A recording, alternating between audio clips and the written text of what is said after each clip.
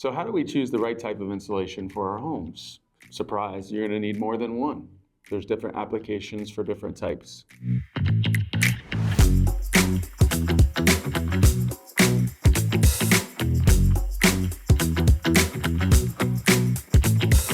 And what is insulation? Well, insulation is simply a medium that traps air. And what do we do with that trapped air? Well, we create a barrier between the hot outside in the summer or the cold outside in winter.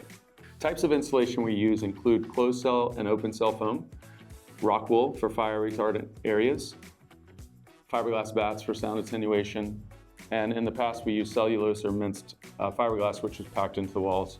But we found that over time that would settle and become ineffective at the top of the walls where a lot of your heat gain would be lost. Closed cell foam insulation not only is an air barrier, keeps air transfer from happening from outside to inside, but also has structural properties because it's so rigid and actually can glue the structure together. Between our walls and floors, we're interested in reducing sound transmission between rooms. And so we use fiberglass bat insulation. So let's head down to Project Alabama, which is a brand new modern home that we've constructed in Prairie Beach, North Carolina, and see how we apply different insulation types in different parts of the home.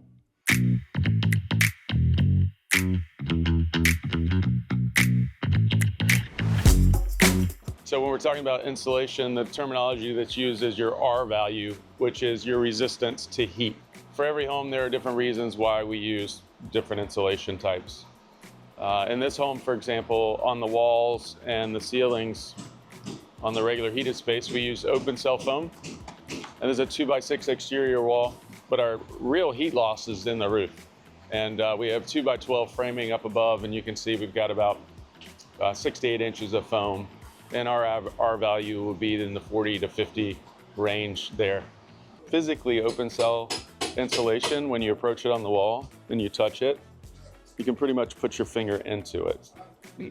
Closed cell, on the other hand, has a different appearance. It actually feels like it has a skin over it.